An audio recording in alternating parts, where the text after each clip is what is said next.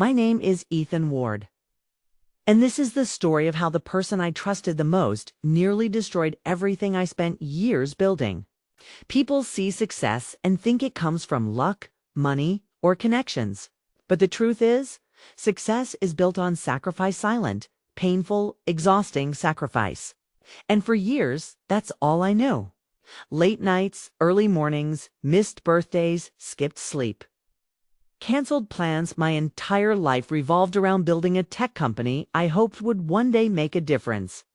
And through all of that, the one person I believed understood me was my girlfriend, Mia. She used to tell me she admired my dedication. She said she believed in me more than I believed in myself.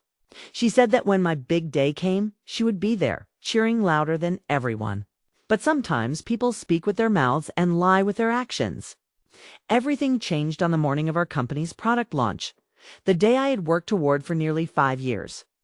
I woke up before sunrise, rehearsing my pitch in the mirror, double-checking my slides, my heart racing with a mixture of fear and excitement.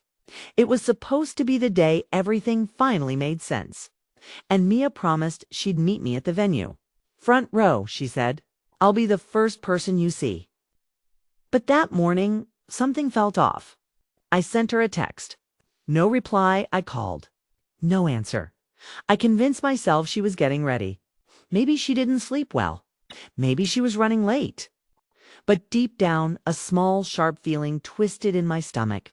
I pushed it aside and headed to the venue. Cameras flashed the moment I stepped out of the car. Investors, journalists, partners, they all greeted me with hopeful smiles.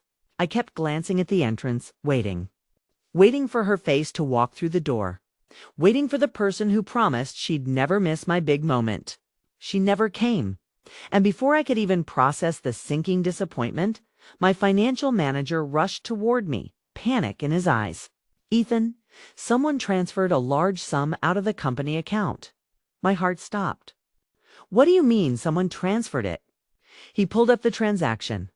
A huge chunk of our launch budget gone overnight.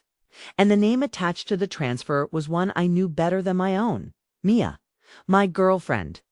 The person with access because I trusted her. The person who watched me break myself to build this company. She took the money. She emptied the account. And she disappeared. But the shock didn't end there. While I stood backstage trying not to collapse, someone from my team showed me a picture of Mia at a luxury resort, laughing, champagne in hand with her ex. They weren't hiding. They weren't subtle. They were celebrating his birthday using the same money I stayed up 300 nights earning. In that moment, the world didn't just fall apart, shattered. But I didn't have time to break, cry, or process the betrayal tearing through my chest. Hundreds of people were waiting for me to walk on stage and pitch my life's work. My hands shook uncontrollably. My voice felt locked in my throat. But I forced myself to go out there.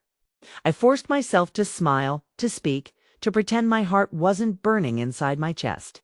And the whole time I was presenting, all I could think about was the woman who promised she loved me, lying by a pool with someone else. After the launch, I tried calling her again.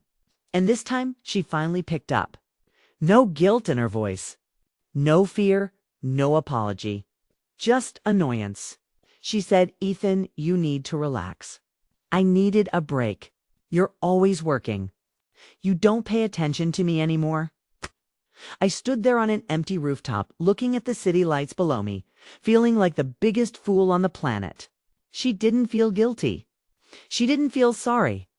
She felt inconvenienced. That was the moment I realized the truths. Some people don't care how much you sacrifice for them. They only care about what you can give them. That night, I ended things. It wasn't dramatic. It wasn't emotional. I was too numb to feel anything. Instead of breaking down, I poured every ounce of pain into rebuilding the company she tried to destroy. I worked through nights without sleep. I rebuilt trust with investors. I fought to bring the company back from the edge she pushed it toward. And slowly, painfully, things began to change. Investors who doubted me returned. Our products started gaining traction. People believed in us again. What almost became the end of everything turned into the beginning of a new chapter.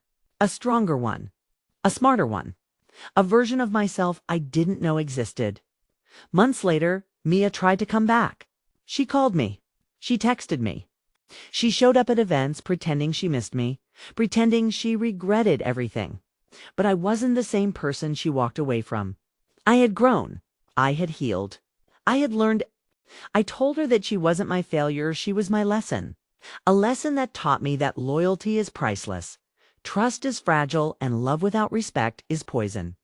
Life showed me that sometimes the people who hurt you the worst are the ones who push you toward the version of yourself you were always meant to become. Today, I stand stronger than ever.